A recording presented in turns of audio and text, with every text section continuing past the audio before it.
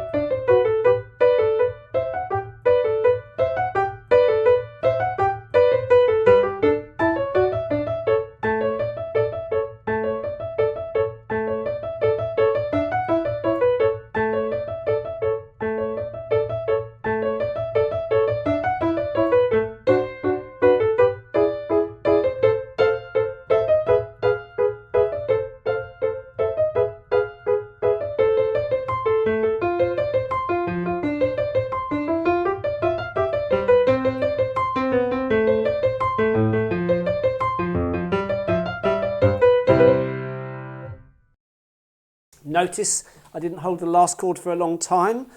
Felt like doing it. Feels nice holding the sound, but it's only a crotchet at the end, so we don't linger on that. Off will probably do.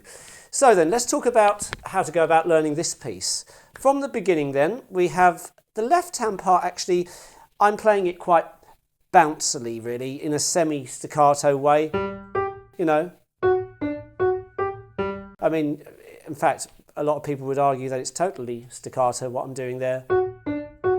It's very, very bouncy, really. This is typical of the Baroque style. So if you're playing a piece where there's quavers and crotchets, the tendency can be to bounce the crotchets a little bit more to give it that kind of buoyant sound, especially in a lively piece like this.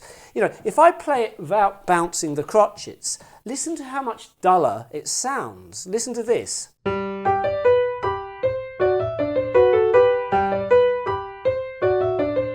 Things like this, compared with, you hear that difference. It really lifts the piece up, doesn't it? So this is generally an accepted way of approaching Baroque music pieces for keyboard.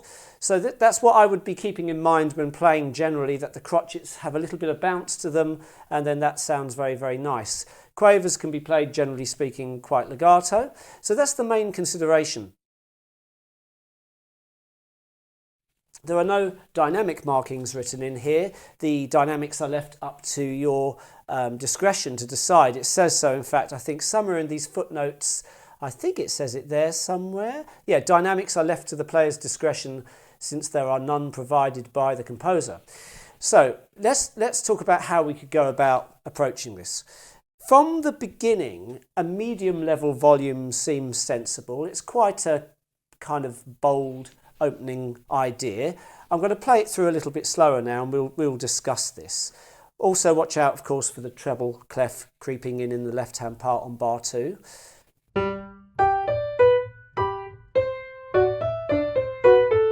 Starting phrase, MF sounds fairly good to me, or F. The repeated phrase is the same. So some people might like to play both phrases the same volume. Other people might like to have a contrast. Maybe the second phrase could be slightly quieter. Let's hear how that would sound. So let's start loud.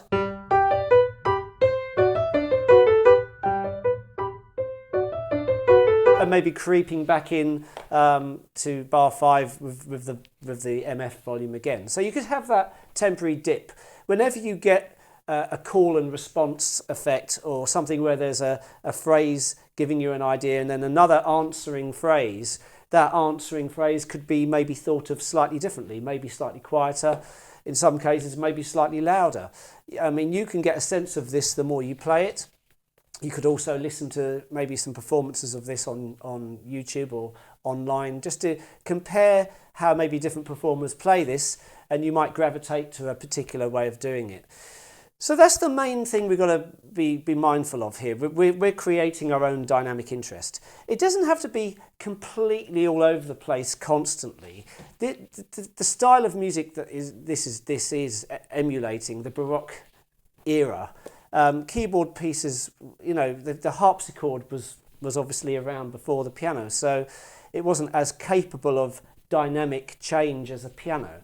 So the keyboard pieces of the day didn't have so much ups and downs as you would find in later music.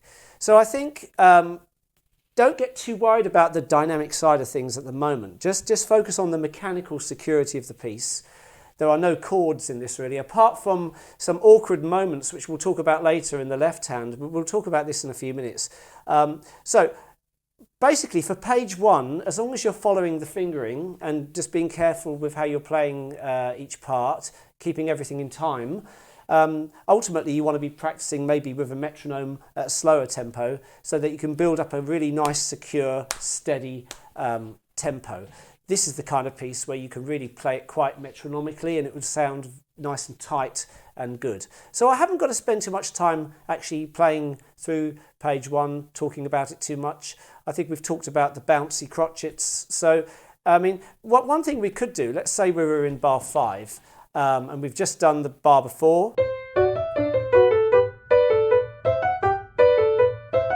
Now, those 3 ideas, bar 5, bar 6, bar 7, they're really the same thing. So it would seem a bit of a wasted opportunity to not perhaps change the dynamics a bit there. So you could start the first one as normal.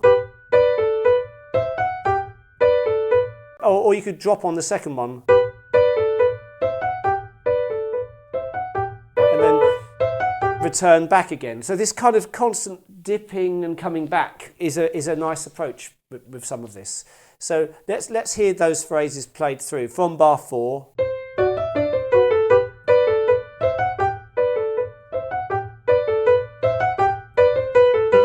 And then we're back to MF or forte, and then carrying on from here, bar 9, we have another similar situation with very much a repeated idea over a few bars there. So again, we could start off quite strong, going from bar 9.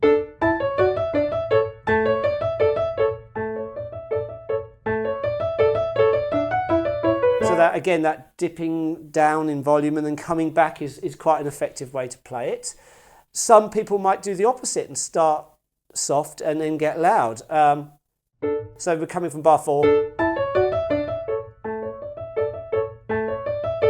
Maybe build up from bar 10 being soft and building it up. So you kind of have to decide what you like more. I think as long as it sounds musical, the examiner will find that a pleasing thing and reward you accordingly. There is not technically a wrong way as such to play it. I suppose if you played it all the way through loud, that would be a little bit unimaginative. So you certainly need to have a bit of creativity in your approach to this. So anyway, I've been rabbiting on long enough about page 1. We're going to find similar situations a bit further down on page 1. So let's actually look at the end of that section, which is actually bar 32. As you come to the end of this, if I play from bar 29,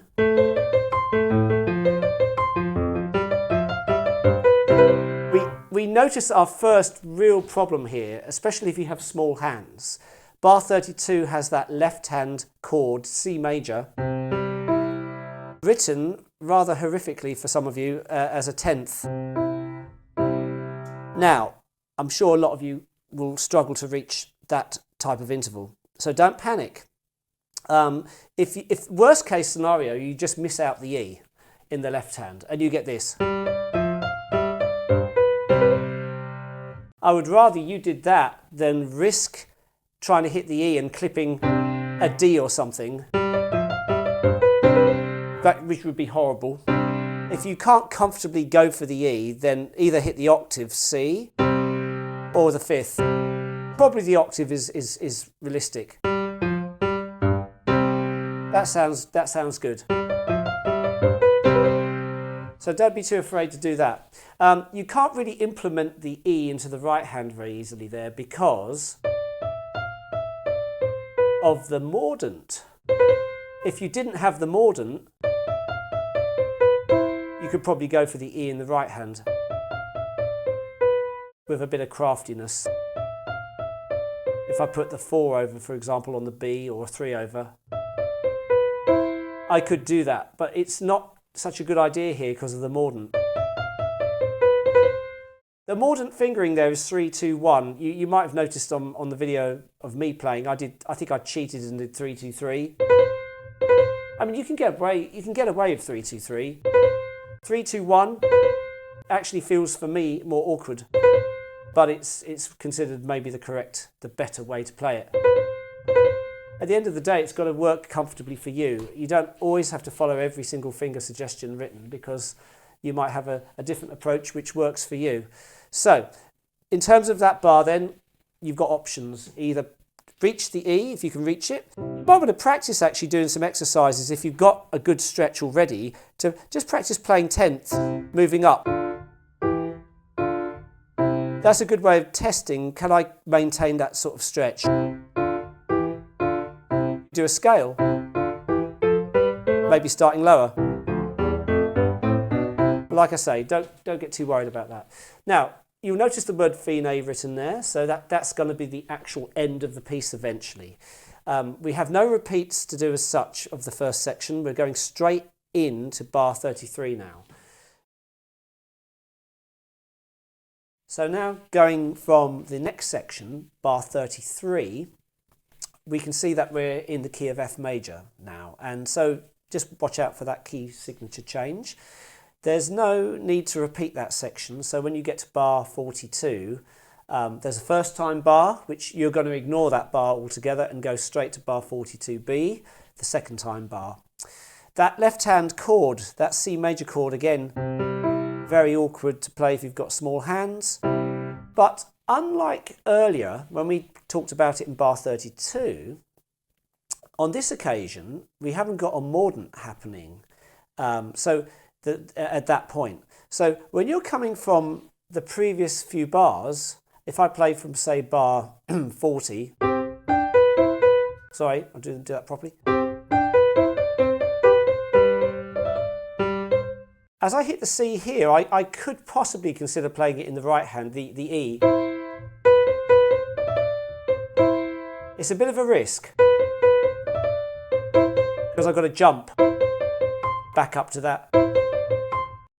Personally, I think I would still go with the original plan we had. If you can't stretch that E, just keep it as a C. That's probably the best option. And you'll also notice when I play the mordant, I cheat a little bit because I didn't do the fingering suggested. 3-5-3. It's quite a sensible suggestion, but it's hard to do. I suppose with a bit of practice it'll be fine. The thinking behind this is, of course, you've got everything nearby. The 2 is ready on the C. So it kind of makes sense. You could practice it as such. I was a bit naughty. I did 1-2-1-2, Then I cheekily lifted off and played the D of the 2, which actually at speed is actually quite easy to do. So that's another option. If you really hate playing 3-5-3, you can always do 2-3-2 on the mordant. You do ideally want to arrive on a second finger at the start of bar 42B. So, but it's only temporary. 2-1 as written. Okay, so you notice the left hand in bar 43 has a slight variation. D to F, as opposed to in bar 30, the octave F. This time it's slight variation. And that's it. Once we get to this point, DC al fine, we're back to the beginning, playing through page 1 again, and ultimately finishing on bar 32. So, section A, then section B, and then back to section A. I don't think this should give you too many problems if you practice it carefully and slowly. You know, I've given you the points to keep in mind, so good luck with it. Hope it goes well for you, and I'll be going over A3 next in my next video, so we're going to have a look and see what that's like. So if you're curious about that one, you can stay and watch that. Okay then, thank you for watching today, and I'll catch up with you soon. Good luck.